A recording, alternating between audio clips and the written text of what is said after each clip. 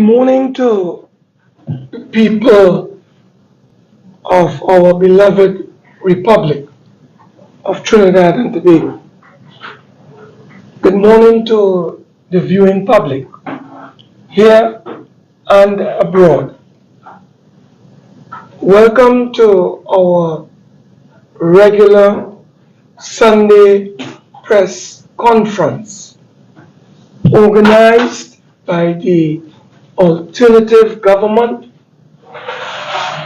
United National Congress.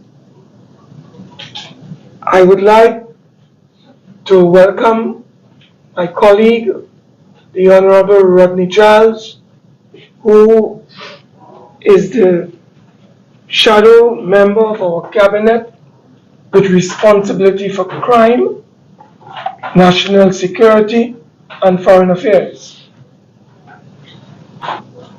I would also like to indicate from the outset that 9 days from today, which will take us to Monday, the 14th of August, Trinidad and Tobago, the people of our beautiful Twin Island Republic, will seek to end or to put an end in terms of the first phase of this horror movie that we have been experiencing, led by the star of that horror movie, the Prime Minister, the Honorable Keith Christopher Rowley. For 8 consecutive years, we have been experiencing a virtual horror movie in our land. It is time that we end this horror movie. It is time that we bring an end to this darkness and allow the sun to shine once more. So on Monday, the 14th of August, come out in your numbers and vote out Edward Scissorhands on that day. Vote out the corrupt, inept, incompetent administration led by the Idi Amin of the Caribbean. He is our local Idi Amin of Trinidad and Tobago. So this morning, we want to share with you part of the horror story, the horror movie that we have been experiencing, with over 5,000 people almost dead, murdered in the last 8 years under our local Idi Amin, which is the Prime Minister. Who is the Prime Minister? That is what we have experienced. And the complete sellout of our natural resources to his financiers, families, and friends. So we want to tell you this morning, we want to share with you this morning part of that movie that you and I will bring to an end in the first phase of our genuine move towards liberating and emancipating our nation. That is local government elections on August the 14th. So we wish to delve into 2 areas this morning. First is the crime horror story, the crime and violence horror story, with the Prime Minister starring in this movie.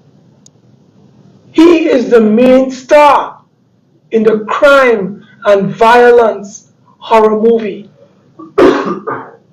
My honorable colleague Rodney Charles that is, will unfold that drama for you. And later on, I will deal with what I would like to describe as the World GTL fiasco or debacle.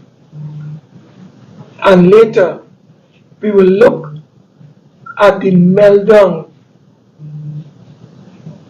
that has taken place at Guardian Life of the Caribbean, that has taken place involving NCB Global Finance, now known as NCB Merchant Bank.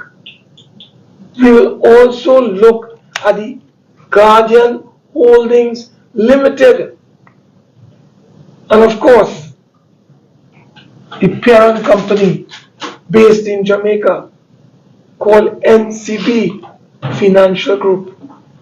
These are some of the issues that we intend to bring to your attention because they touch on your pockets, on your livelihoods, and we intend to share with you our concerns and our perspectives.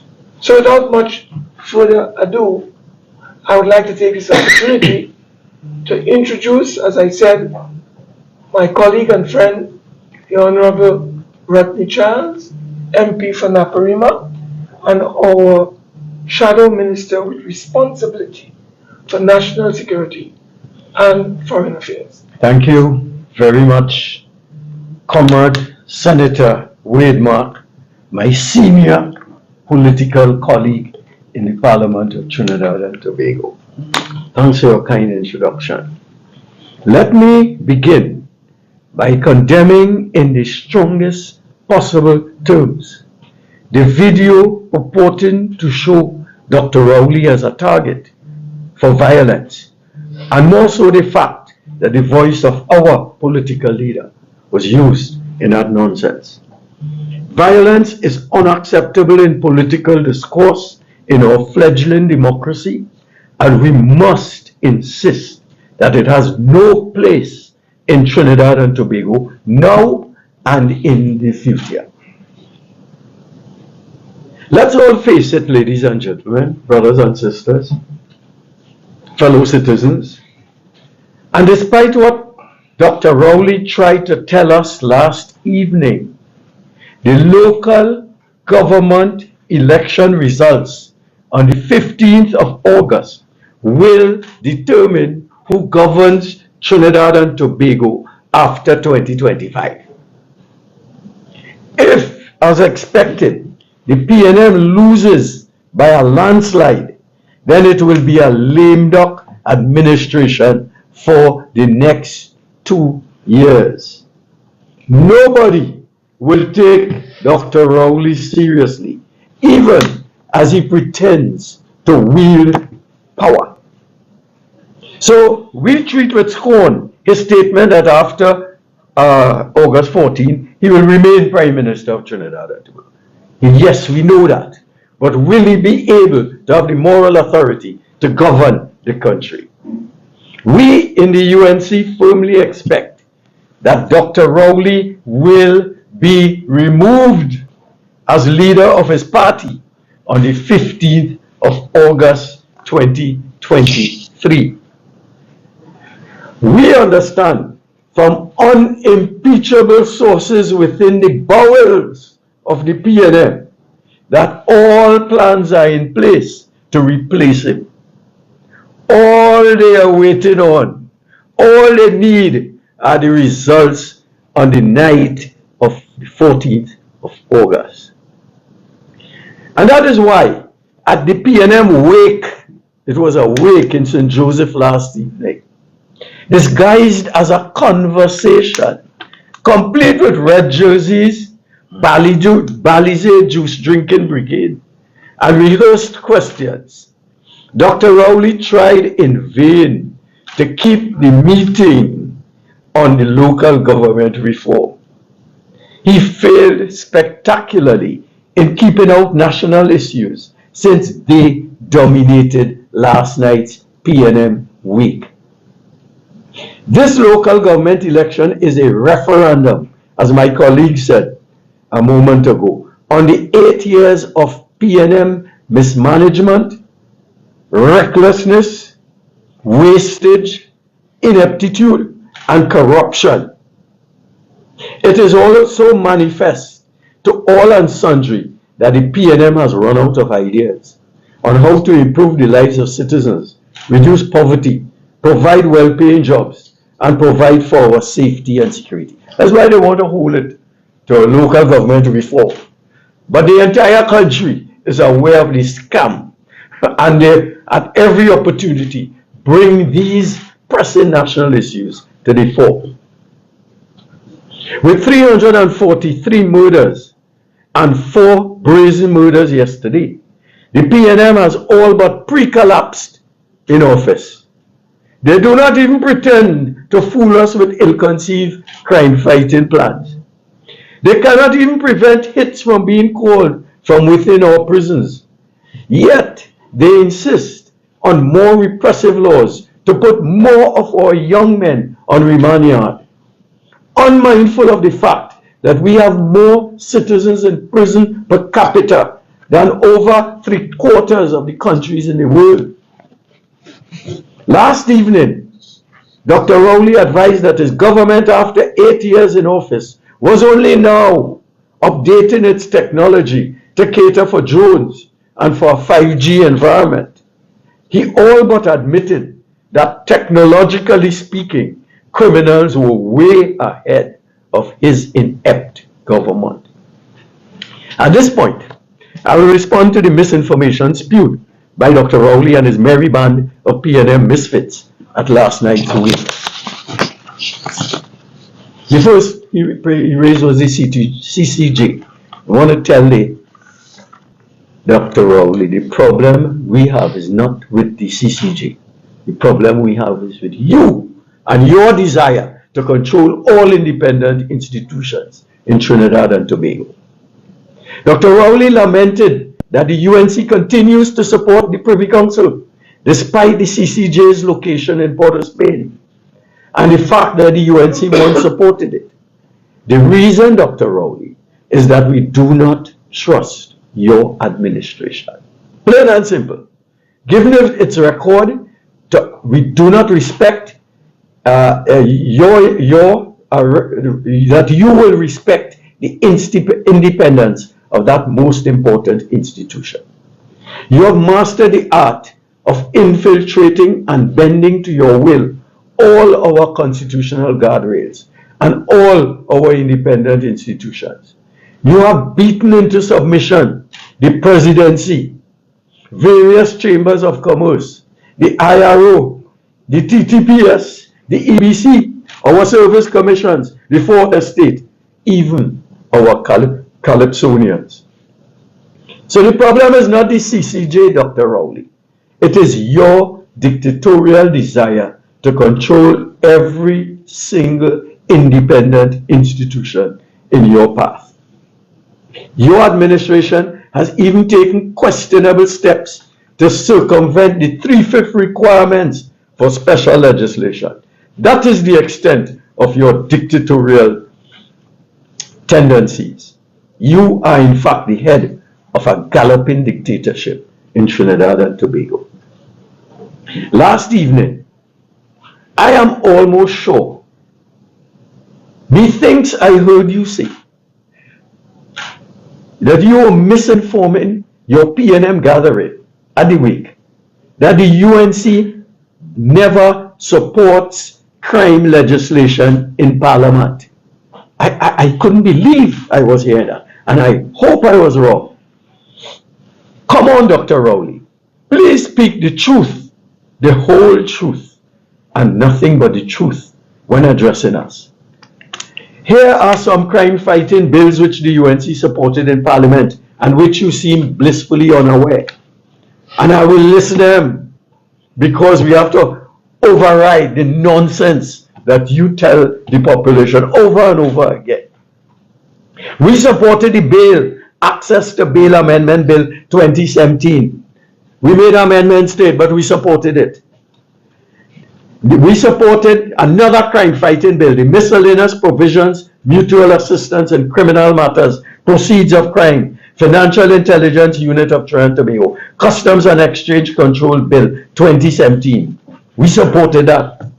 We supported the miscellaneous provisions, Supreme Court of Judicature and Children Bill 2018. We made extensive amendments, but we supported it. We supported the Payments into Court Bill 2018.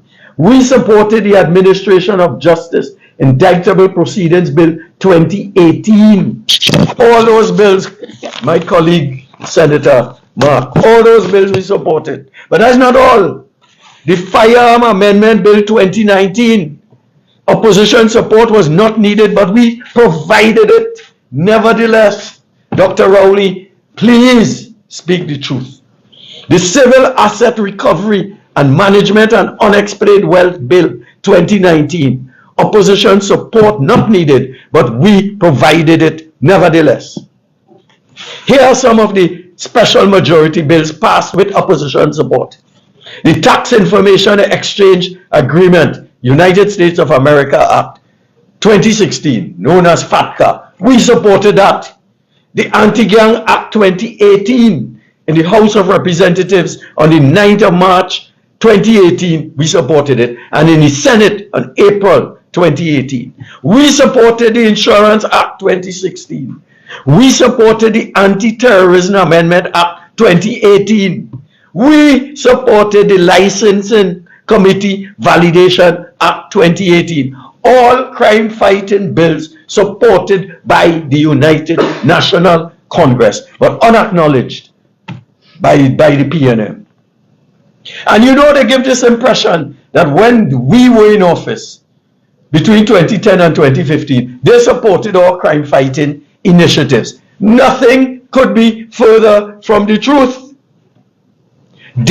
Between 2010 and 2015, they did not support the Constitution Amendment Capital Offenses Bill of 2011. They did not support that. They did not support the Miscellaneous Provisions Remand Bill 2010. They never supported the Administration of Justice Bill 2011. They did not support the Administration of Justice Electronic Monitoring Bill 2011. The Bail Amendment Bill 2013, not an ounce of support from the PNM. The Miscellaneous Provisions Defense and Police Complaints Bill 2013, no support from the PNM.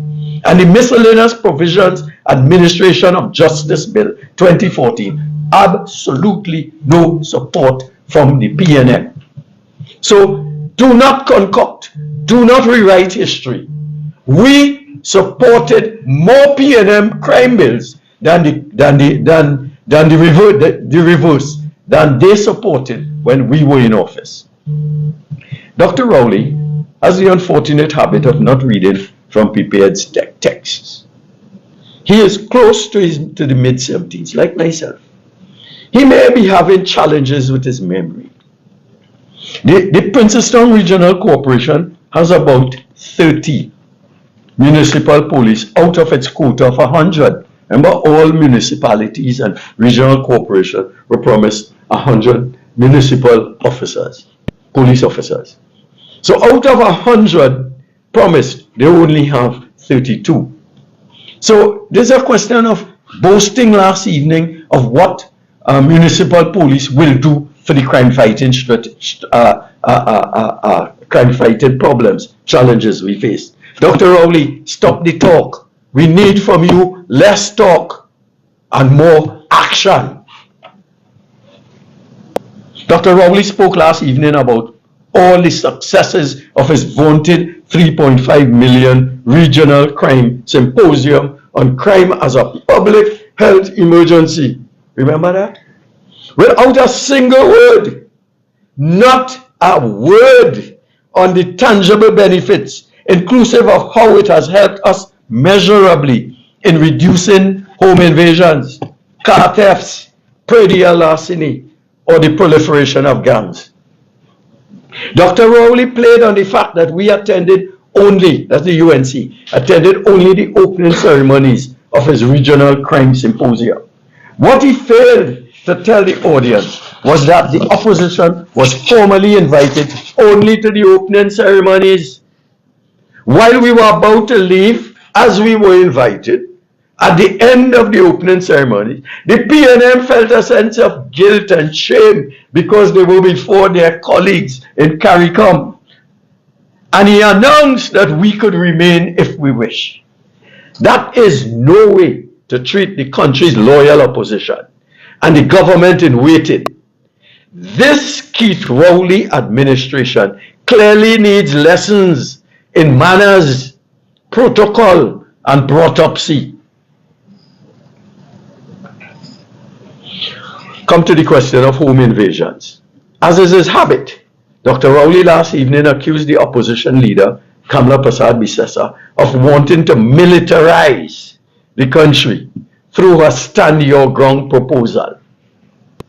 What Dr. Rowley fails to recognize is the fact that Trinidad and Tobago is already a militarized war zone. Through poor border control measures, any criminal worth his salt has ready access to high-powered rifles. The average citizen, like the 62-year-old businessman from Manahambri Road in my constituency, whose house was invaded 2 days ago, is defenseless against these criminals.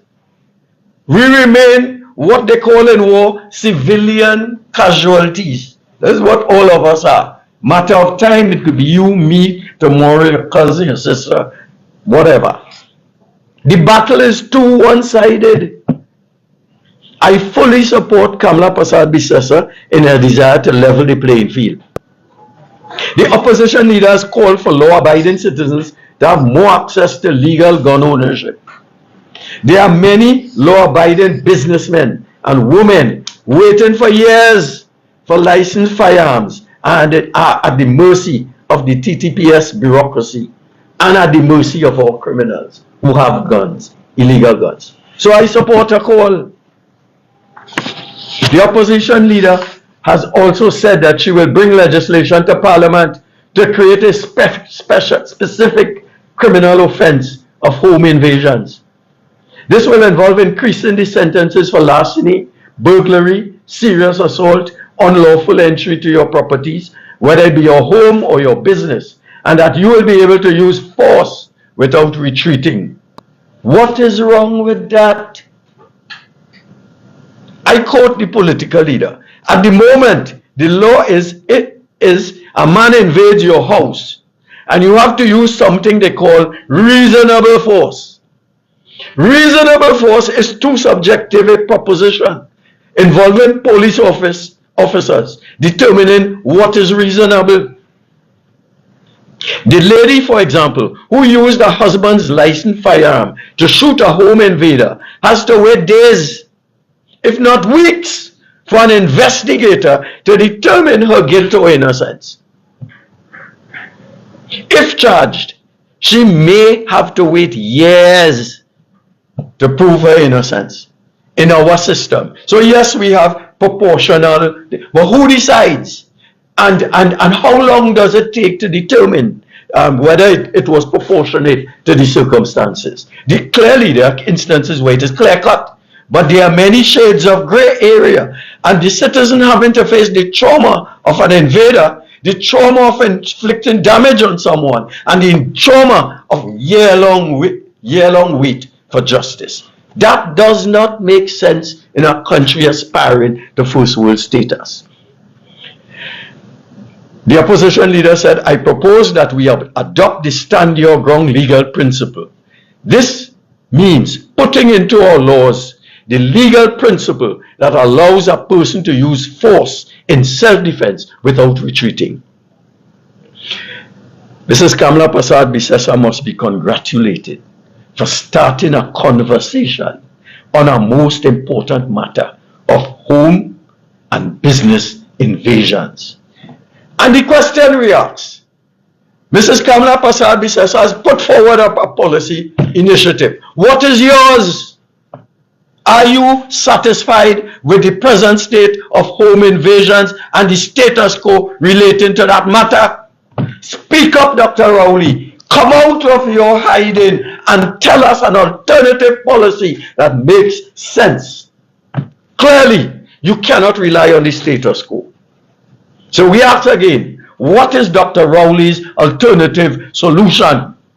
Nothing. He has none. He and his government, they are incapable of coming up with policy initiatives, well-reasoned initiatives to deal with crime.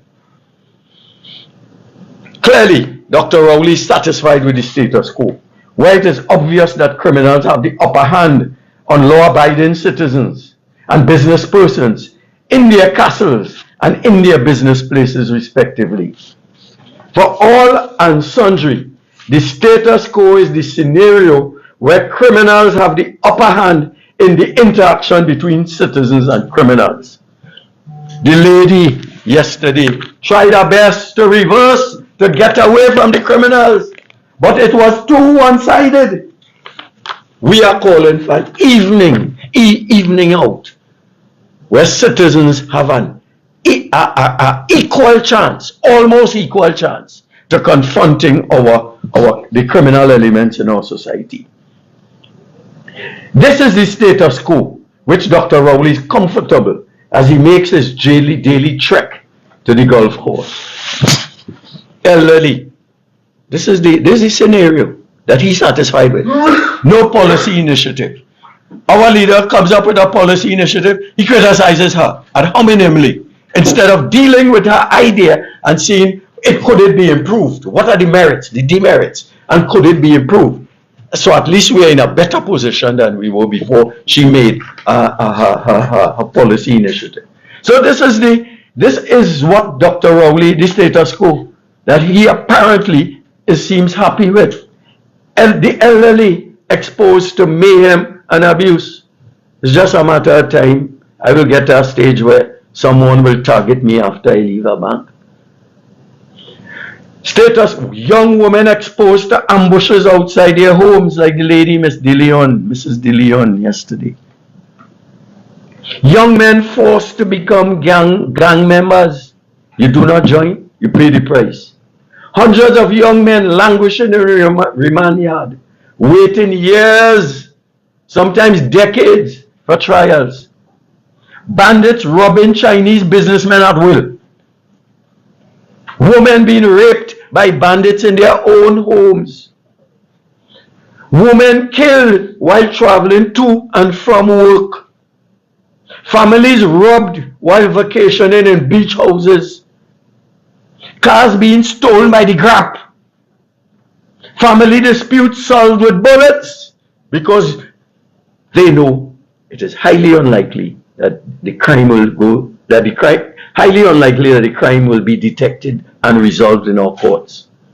Farmers who are victims of predial larceny, they have to pick their fruits before they're ripe because the bandits are ready as will steal them. That is why rape, murders, gang warfare, home invasions, predial larceny, and car thefts will thrive in the policy vacuum created by Dr. Rowley, Fitzgerald Hines, and Stuart Young. That is why we will continue under Keith Christopher Rowley to be among the top 6 murder capitals of the world. Shameful. That is why foreign governments, while smiling with us and doing the diplomatic niceties, will continue to tell their citizens, for God's sake, do not visit Trinidad and Tobago.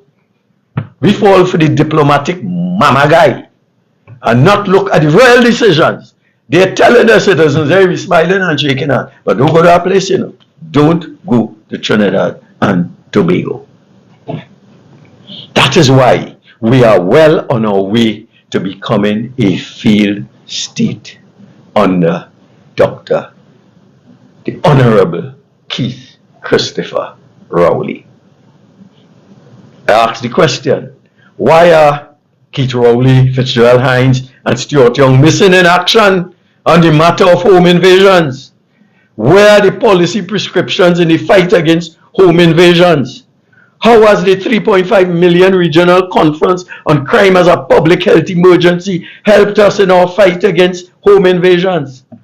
So, come August the 14th, the population must let the PNM know that enough is enough. We look forward to a brighter future after the population has spoken on August the 14th. I thank you. Thank you very much, my colleague, Honorable Rodney Charles, for providing our country and its citizens and the world by extension the reality facing our beloved republic, Twin Island Republic, and dispelling all the lies, half-truths, and innuendos that spew from the lips of a lying Prime Minister.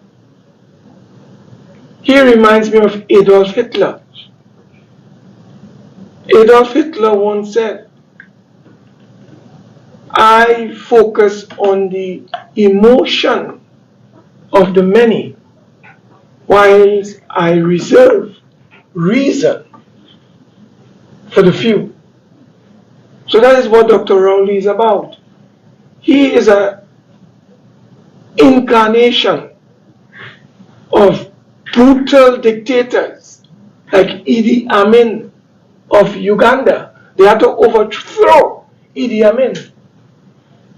And Hitler had to commit suicide in his bunker when the Allied forces took over Berlin. That's the history of dictators of the ilk. And that is what Rowley is today in our country. A slave master seeking to continually enslave the vast majority of our people. And this is manifested in his continued shameless sellout of this nation's natural resources through what I call sweetheart deals shrouded in mystery and secrecy. That is how he has been running our country. And I want to look at two instances in my period that I have before you to demonstrate the decisions taken by this Idi Amin of Trinidad and Tobago, this reincarnation of Adolf Hitler in our midst, who wants to arrogate unto himself total, absolute power. That is what this man is about. And we must end his reign using his index finger on Monday, the 14th of August. That will be the first stage and phase of emancipation and liberation of our country from the jackboots of this ugly dictator. Let me explain to you the sellout of our natural resources by this Idi Amin of Trinidad and Tobago. Members of the media, I want you to look at this. Look at this headline. Nikon swirling in debt, cannot pay their bills, owing $250 million US. Look at here. I want to ask Dr. Rowley, there is a registered debenture, which I have a copy of, with what is called financing parties. Rodney, that's a term that is used. Financing party. I want to ask Dr. Rowley, are you aware of who these financing parties are for this loan of 120 million US dollars from our bank, Republic Bank? Republic Bank is owned by the citizens of Trinidad and Tobago, 52% of it.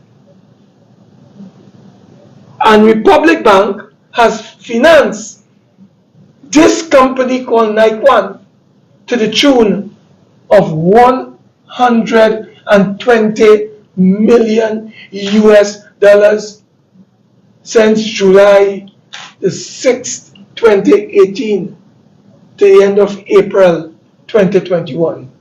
And they continue to access loans. I want to ask Republic Bank, what kind of due diligence did you do on this company? Was a due diligence conducted on Nikon? What are the assets of Nikon? Do you know? Can you share with the people of this country? Well, I can tell you, the only asset we know are the assets owned by the people of Trinidad and Tobago. The plant located at Pointe-à-Pierre and the land located at Pointe-à-Pierre. Those are the assets of the people of Trinidad and Tobago. So did Republic Bank lend Nikon 120 million US dollars, which is almost $1 billion, on the assets of the people of Trinidad and Tobago? I want Republic Bank to answer the people of this country. We are being told that this company owes 250 million US dollars in total debt, with 120 million US alone being owed to Republic Bank. They're not paying a cent. All they're doing, Rodney, is extending, begging for time, and refinancing. That is what they have been doing. So where the money gone? Where the money gone? I want to ask Republic Bank. Is Republic Bank aware that Alison Lewis, a former permanent secretary in the Ministry of Finance, is the vice president of Nikon? Is Republic Bank aware of this? I ask this question because Alison Lewis is a director on the board of directors of Republic Bank, the same bank that loaned 120 million US dollars to Nikon. Did Alison Lewis declare her interest to this lobbyist, who is the chief executive officer and president of Nikon, one Ainsley Gill, a smart man?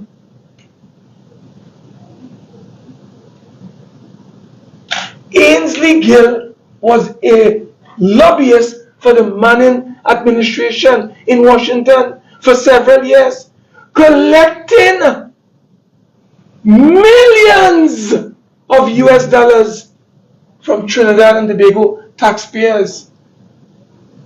You know who was the permanent secretary signing off on all these millions of US dollars to Ainsley Gill?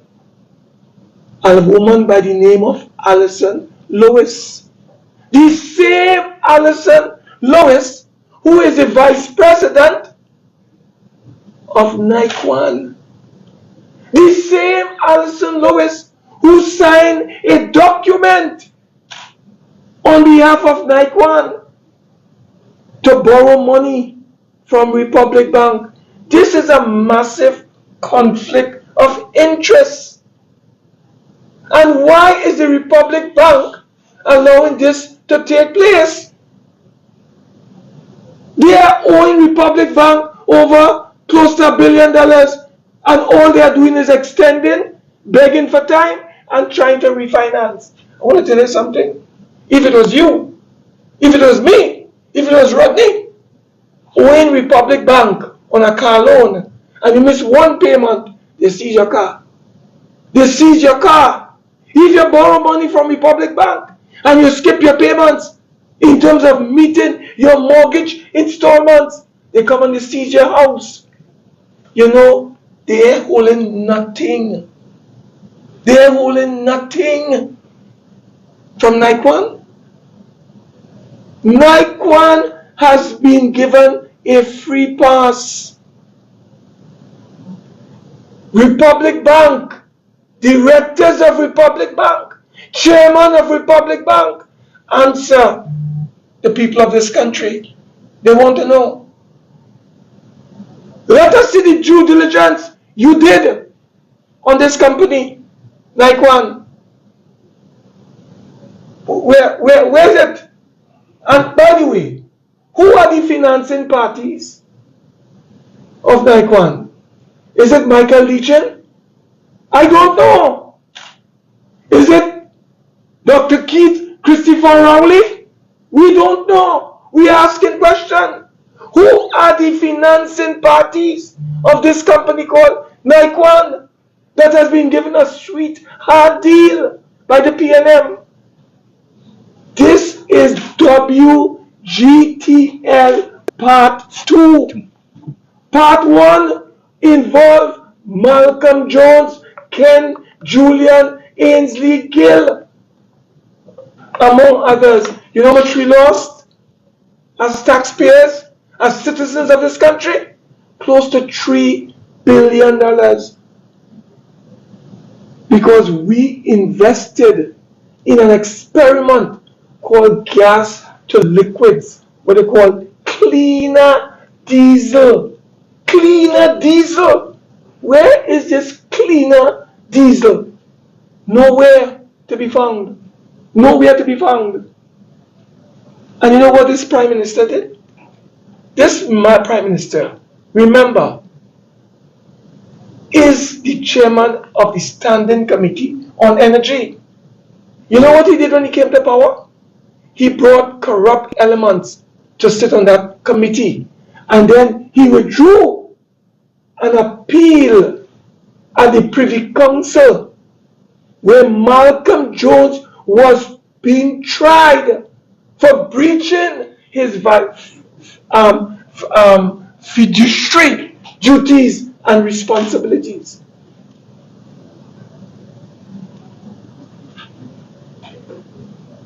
Ladies and gentlemen, this is a picture of Rowley, Franklin Kahn, Alison Lewis cutting the ribbon to usher in Nikon Energy Limited, a company that has not performed. We were told rubbish from the lips of the Prime Minister. Oh, we're going to get $2.2 billion in taxes. Where are these taxes? You know how much Nikon paid for $3 billion worth of our assets? $35 million US. Out of that 35, 25 million was in the form of non-convertible preferential shares or preference shares, and 10 million in cash US. We have never seen 10 million US in cash. Here is the Scissors Man, Edward Scissorhands, the horror story starring the Prime Minister. Cutting ribbon.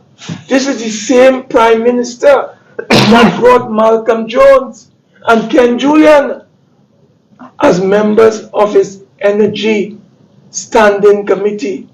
Same Prime Minister who appointed his personal lawyer, to head the Trinidad Petroleum Holdings Company Limited. The same lawyer as chairman who told Trinidad and Tobago that they are not taking the advice, or they are not pursuing the advice of Deborah Peake in the arbitration matter involving fake oil and ANV oil. The same Prime Minister. Ladies and gentlemen, this is the horror story that we are going through as a nation. I want to ask Dr. Rowley, why did you have to form the upstream, downstream energy operations company, a special state, special purpose company to provide what? Natural gas to this plant called Nikon? Why did you have to form such a company? Is it because you were selling gas to Nikon and Ainsley Gill? I want to tell members of the public, John Andrews, a respected former permanent secretary, what is John Andrews doing as chairman of this corrupt company called Nikon that has a health and safety track record that is almost disgusting? In 2021, a blast from that plant rocked Marabella and Vistabella. No report to the public. And just a couple of weeks ago, another one. This time, a young engineer, pipe fitter, called Alan Lane Ramkissoon, perished in a blast at Nikon. That is what is called corporate murder, corporate manslaughter. The families are grieving and mourning for Alan Lane Ramkissoon because of this blast. And this Idi Amin of Trinidad and Tobago, called Keith Christopher Rowley, comes to our parliament and tells Trinidad and Tobago that Nikon is a private company, and therefore, as Prime Minister, he cannot release the report that caused the death of Alan Lane Ramkissoon. Whose interest is Rowley serving in this country? Is Rowley an agent of Nikon? Does the Prime Minister have shares in Nikon? Does the Prime Minister, or is the Prime Minister a financing party to Nikon operation? Dr. Rowley, speak up. Speak up. So Nikon is more powerful than the state? Nikon is more powerful than the state and the people? That is what Keith Christopher Rowley is telling Trinidad and Tobago? That is madness. You cannot be serious. So John Andrews is the chairman. Alison Lewis is the vice chairman. A fellow called Nicholas Cole is a member of the board. And look what is happening. 2 blasts in almost back-to-back fashion, resulting in the death of Alan Lane Ramkissoon. May this young man's soul rest in peace and rise in eternal glory at the age of 35. Who is going to take responsibility for the corporate manslaughter of Alan Lane Ramkissoon? Ladies and gentlemen, the Prime Minister has refused to publish the report of Nikon. I want to call on Trinidad and Tobago to tell Rowley and his gang, enough is enough. You don't want to release a report? Well, on August the 14th, members of Trinidad and Tobago, voters of Trinidad and Tobago, use your index finger. Use your index fingers to send a message to Rowley. You don't want to release a report? Well, we are going to vote you out in local elections. We are going to vote you out in local elections. The first phase to the complete removal of this Idi Amin of the Caribbean and of Trinidad and Tobago. Members of the media, I think that it is clear that there is some secret arrangement between the PNM government and Nikon.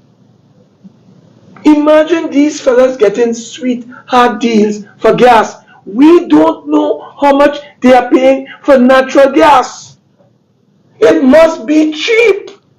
That is why they don't want to release the information. They do not want to release the information on how much Nikon is paying for electricity. Yet still, after local government elections, the government is bent and committed and has taken a decision to increase electricity rates for you and me and ordinary members of the public by close to 64% or thereabouts. Cheap electricity for Nikon, higher electricity rates for you and me and the people of TNT. That is what is at stake. Water rates are about to go up next. We understand they are getting water at a cheap rate. No information. Everything is shrouded in secrecy by this administration. Members of the public, we are predicting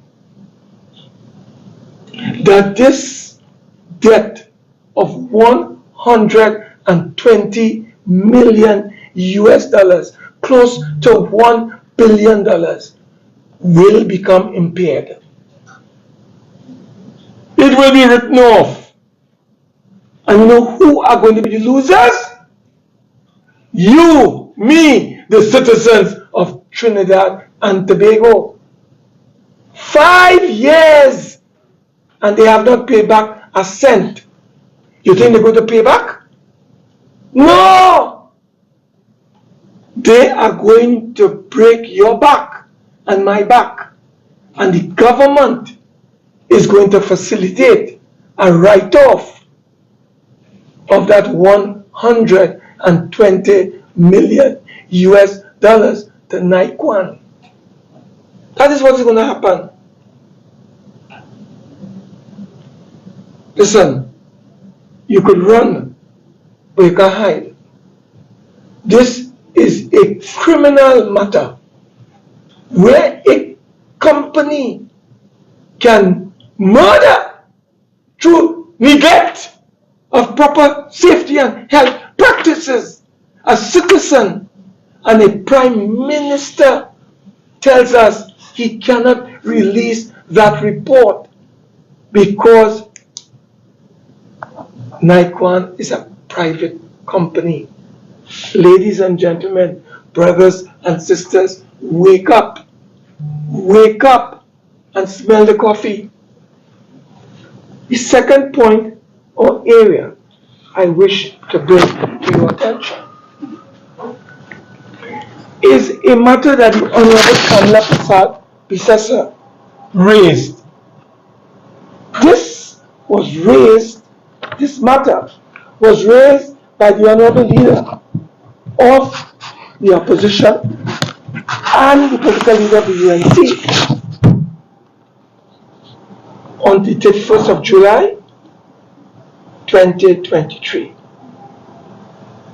where she called on the people. She called on the governor of the central bank. She called on the Minister of Finance. She called on the Prime Minister. She called on Michael Leachin, the head honcho chairman of NCB Financial Group. She called on Guardian Holdings Limited, and of course, Guardian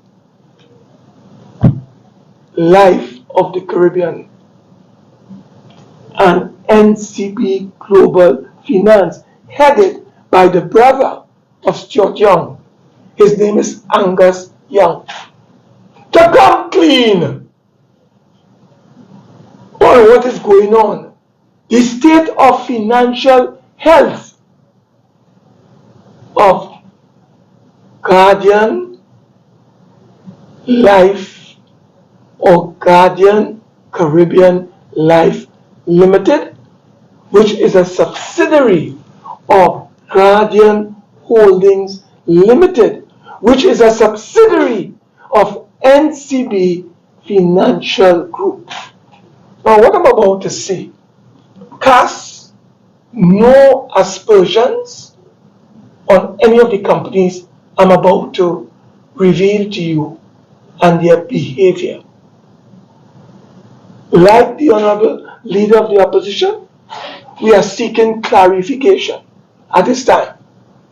We are seeking answers at this time on behalf of the policy holders. And by the way, do you know that there are over 250,000 policy holders who have policies, insurance, both life and general, with Guardian Life of the Caribbean?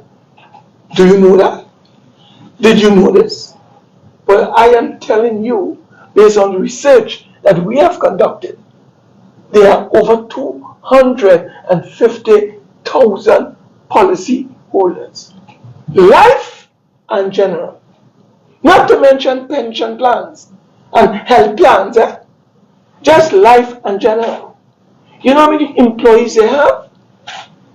They have 2,500 employees, approximately. You know what percentage of the insurance market Guardian Life of the Caribbean has or controls? Close to 45%. That is the reality that we are faced in TNT. And what we asked was simple questions. We are told that NCB Financial Group have not paid any dividends for the last 2 years. Share prices has collapsed by close to 70%.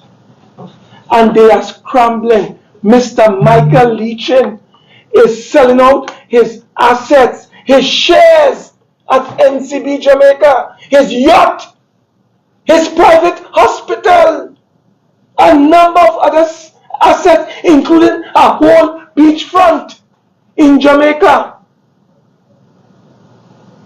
in order to pay debts.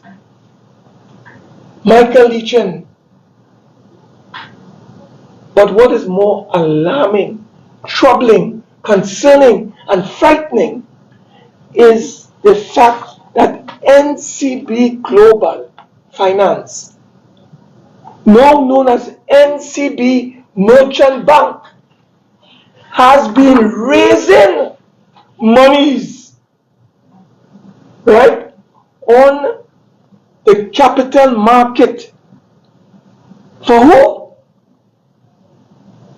They are raising monies on the capital market for NCB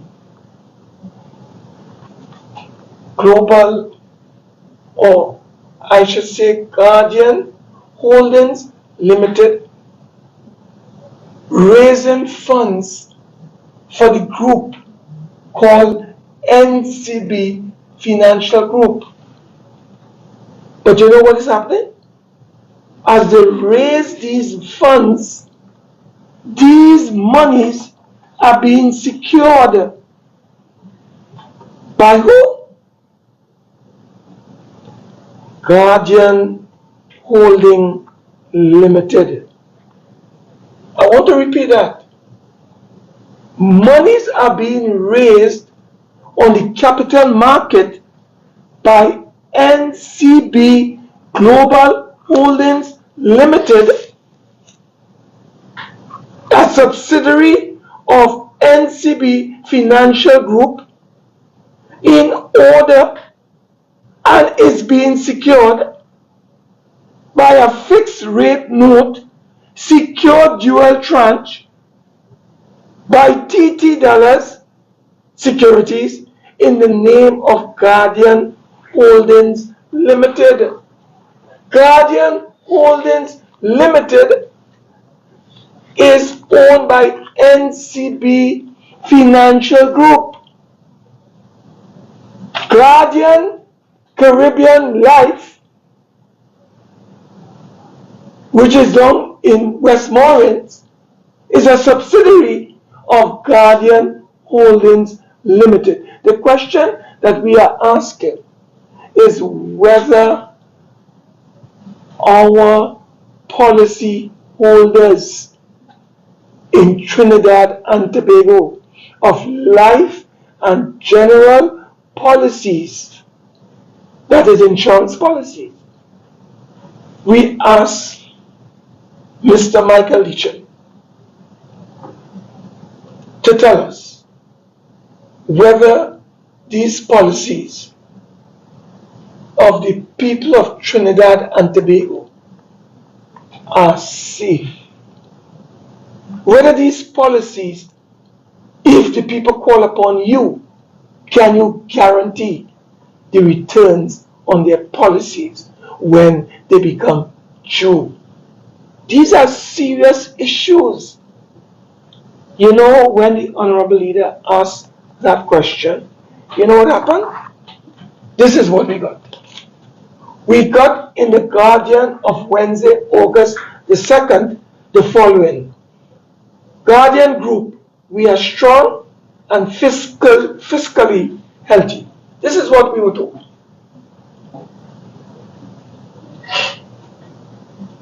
I want to tell the media in Trinidad and Tobago, a fisherman will never tell you his fish is rotten. I want to tell Trinidad and Tobago that a fisherman will never tell you the fish that he is selling you is rotten. We don't want to hear from Guardian Holdings Limited. And if you have to speak, we don't want management accounts. We do not want unaudited financial statements. We do not want an abridged summary of your management accounts. What we want are the audited financial accounts of Guardian Holdings Limited, and most importantly, Guardian Life of the Caribbean. That is what the Honorable Leader is demanding. And I want to say something here.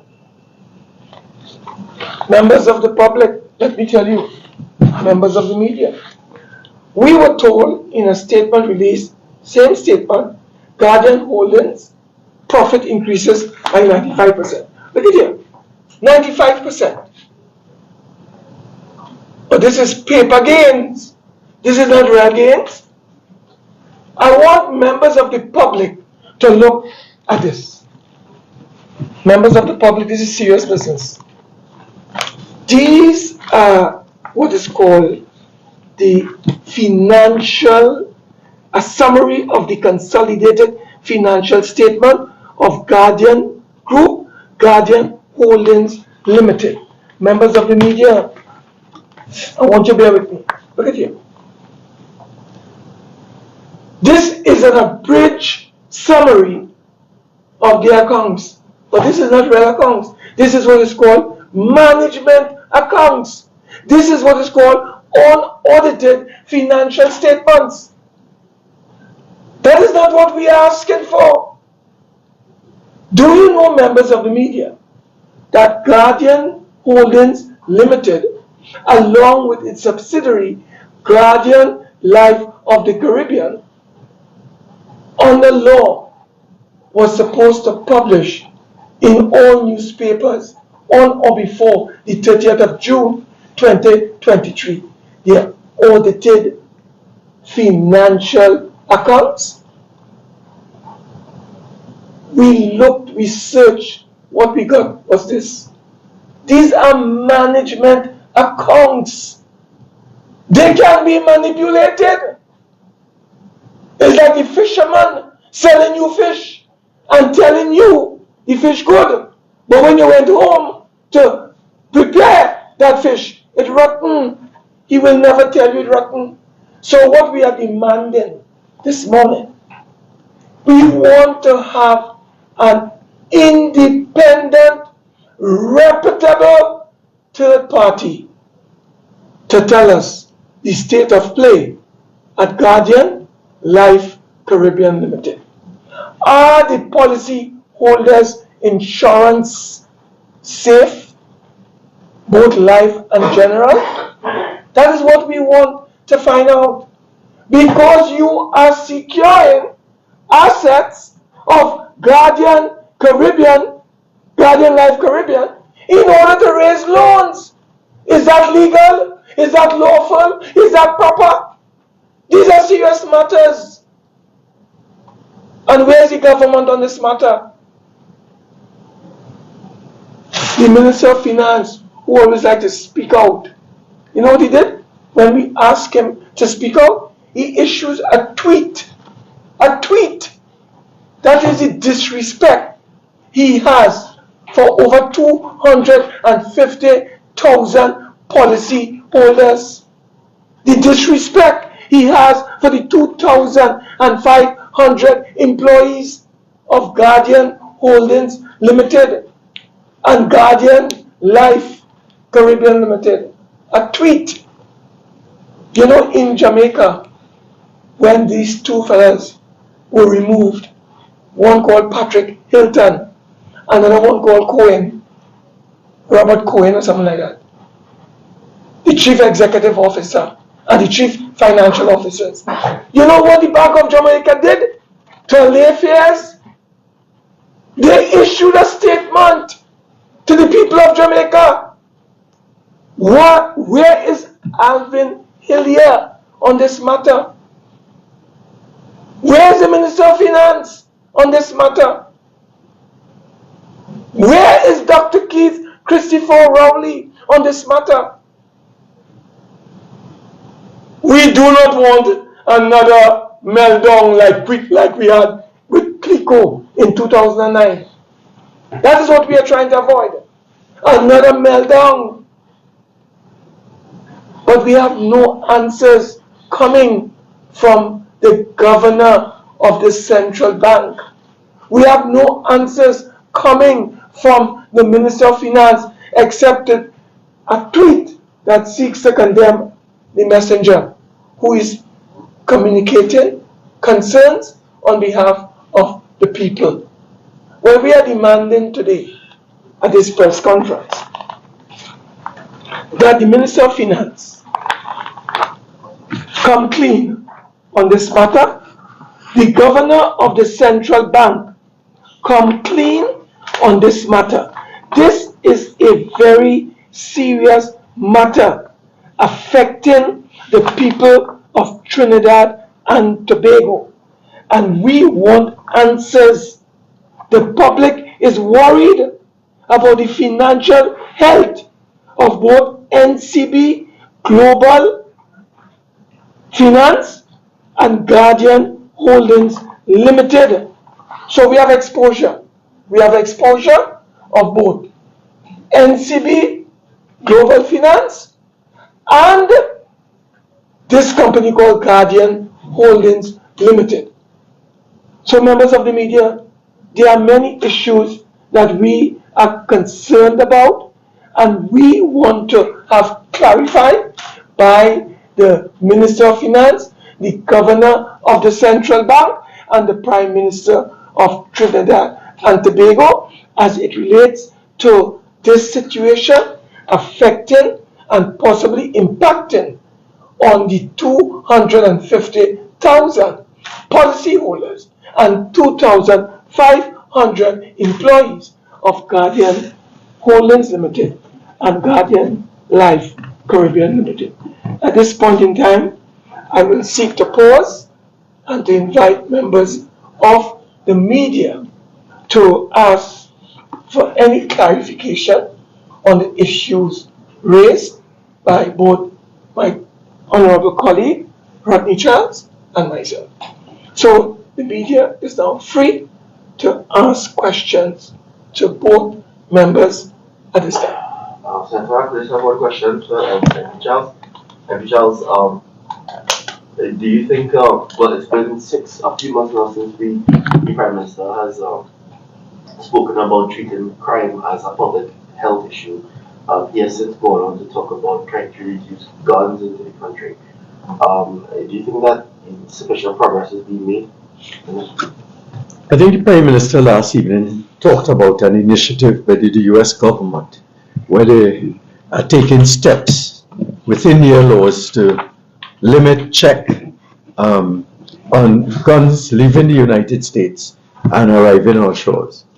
The problem is, if there are limits to the US government, what it can do, given the power of the NRA in the legislative and executive, legislative, and judicial power centers in the United States. But be that as it may, the problem with guns in Trinidad is also the question of guns coming in from the open borders from Venezuela, Colombia, etc. And if we are to understand that there is only one vessel, Coast Guard vessel, that is fully operational at this time, it means that guns continue to come in from our porous borders. So the question is, it has to be a holistic all-of-government approach. And the government, anytime we ask a question about the Coast Guard capability to protect our shores, the Prime Minister says that's a national secret, national security secret, and they cannot divulge as national security information to the public at large. The other thing the Prime Minister continues to say is that when you ask that we are alerting the criminals, as if the criminals are not aware that if you go right now in Stowell's Bay, you will see the majority of our Coast Guard vessels are tied up in port. So until the government is serious, the question of guns, arms, ammunition, human trafficking, etc., will continue to bedevil the efforts of the TTPS. They can take out how many guns they want. Guns will continue to arrive on our shores. The question of the scanners at our legal ports are not operational. That is no big rocket science. And sometimes you get the impression that the government wants crime. They want crime to not be under control. Because there's simple things they could do if they were serious. Simple things. Lock down the borders, our porous borders, lock down our legal borders, take away guns, find out who are the importers. Cannot be my colleague Rodney Charles bringing in guns. We do not have that kind of money. Few people in Trinidad have that capital. Less than 2% of the population. Find out who they are. Find out all the wire transfers of money to buy these guns. Some payment must take place. Police will lock up an individual driving a car with a gun and not find out who he rented that gun from. So is it up the chain? And I get the impression the government is not serious. Plain and simple. Senator Mark, what more can Guardian Holdings do to ensure customers that they are in fact financially? Well, first of all, Guardian Holdings Limited must, under the law, publish immediately. I search, I have not found any legal notice that provides any extension of time which are entitled under the law to request from the Minister of Finance. The deadline for the publication of their audited financial accounts, both Guardian Holdings Limited, they have to consolidate their subsidiaries accounts. That is what we saw, which I just demonstrated to you. But they must also have their individual audited accounts published for public consumption, because this is a foreign company that is in charge of this branch or this subsidiary known as Guardian Life of the Caribbean Limited. So that is an issue that is critically important to address the matter that you have just raised. So first of all, we are calling on the governor of the central bank to intervene and make a public statement and give the policy holders the assurance that their policies are safe, to give investors the confidence that their policies are safe. So in response to your question, it is twofold. One, they must publish their audited financial accounts as mandated in the law, 30th of June 2023. And secondly, they have not done so. Why? We need the governor of the central bank as the regulator to indicate to Trinidad and Tobago that all is well, and there are certain guarantees and assurances that we are looking forward to receiving from such a statement as was done by the governor of the Bank of Jamaica when that matter arose with the removal of both Patrick Hilton and a fellow called Robert Cohen, who was the chief financial officer. Now, I would like to say, just before we take the final question, or whatever other questions, it continues to startle me, the shameless conduct, allegations, innuendos, lies, and half-truths that the Prime Minister continues to peddle. And he gives the impression to Trinidad and Tobago that he's Pontius Pilate. His hands are clean. His heart is pure. He does not go into any activities that people could deem as irregular or anything bordering on corruption. Everybody else is corrupt. Everybody else thief. But the Prime Minister is innocent. He sees nothing. He hears nothing. He steals nothing. Nothing is wrong with the Prime Minister. Look, I have raised this thing over and over. And I raise it today, 1 week before local elections. Mr. Prime Minister, are these apartments yours? I am asking. Upside down. Right, just. Turn it upside. Is this? No, yeah. I am asking the Prime Minister, Dr. Keith Christopher Rowley, are these 5 apartments located on land owned by Sharon Rowley at Land Lake, known as Forest Hills, Rodney? Yep. Are these apartments yours? I have raised this on numerous occasions. This is about the 5th time. And the Prime Minister has kept silent. But I want to tell the Prime Minister, You could keep as silent as you would like to keep.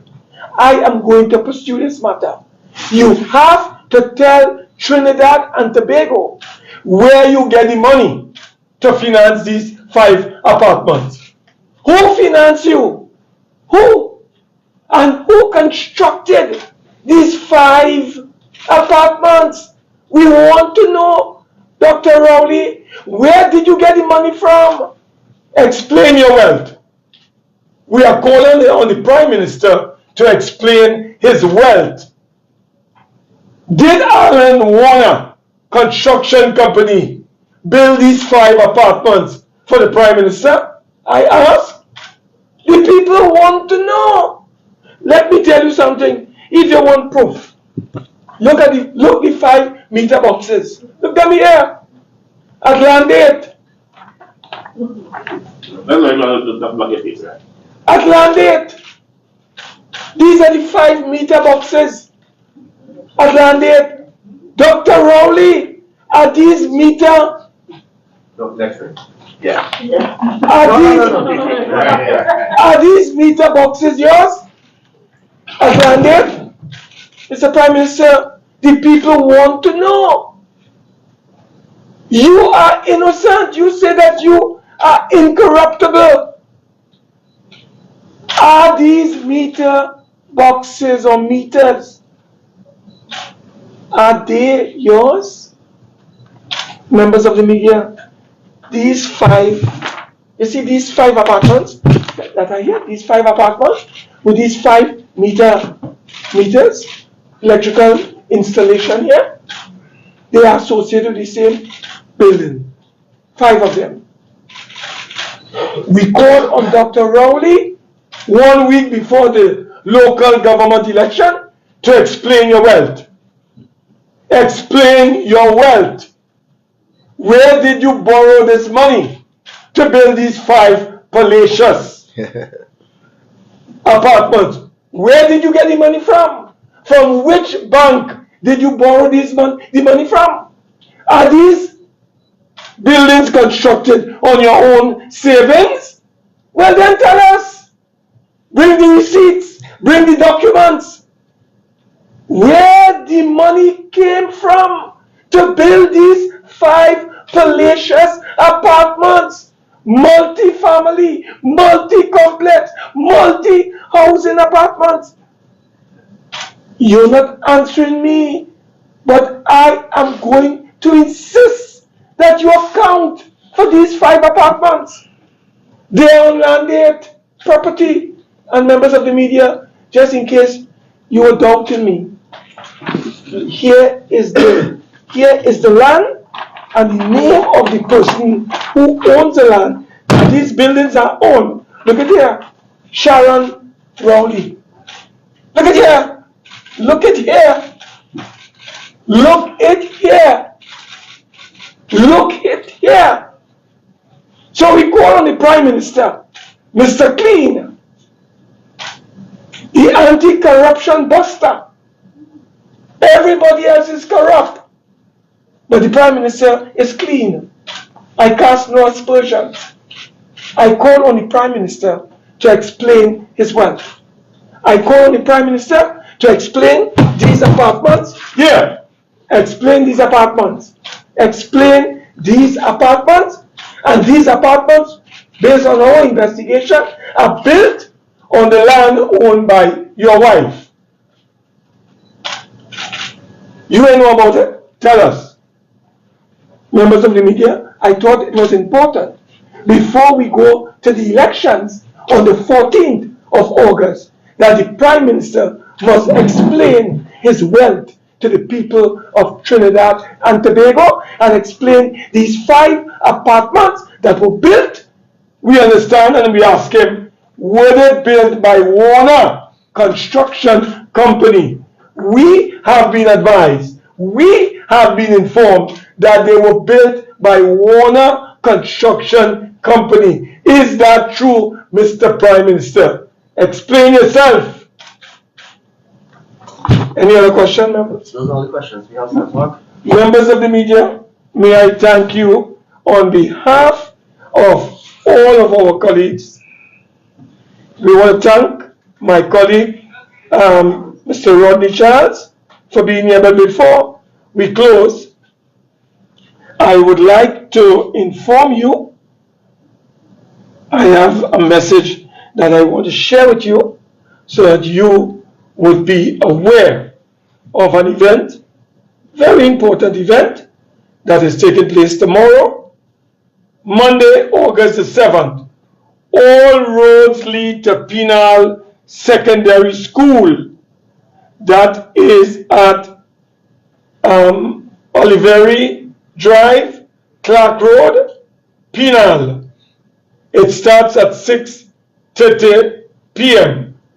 Feature address will be delivered by the Honorable Kamla Persad, political leader of the UNC. So we are inviting all and sundry to travel to the Penal Secondary School, Oliveri Drive, Clark Road, Penal, tomorrow for this massive meeting. Secure your future.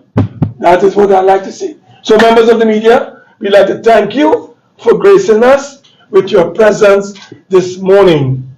We would like the population on the 14th of August to use their index fingers to send a message to the Idi Amin of Trinidad and Tobago, the baby duck of Trinidad and Tobago, the incarnation or reincarnation of Adolf Hitler in Trinidad and Tobago. Let us together come out in our tens of thousands and vote overwhelmingly on the 14th of August 2023 for the rising sun. And wherever the rising sun is not located, vote for the National Transformation Alliance, because we are in an accommodation. And let us have a clean sweep on Monday the 14th. Let us end this period of darkness in our land, in our nation, and let us usher in the rays of the sunlight, the rays of the rising sun. Let us bring light, unity, harmony to our nation. Let us together stand for one another. Let us together unite. Together we can. So on August the 14th, vote overwhelmingly for the rising sun. Vote overwhelmingly for the NTA. Vote for Trinidad and Tobago. Vote for you and vote for your family. Thank you, members of the media, and good afternoon.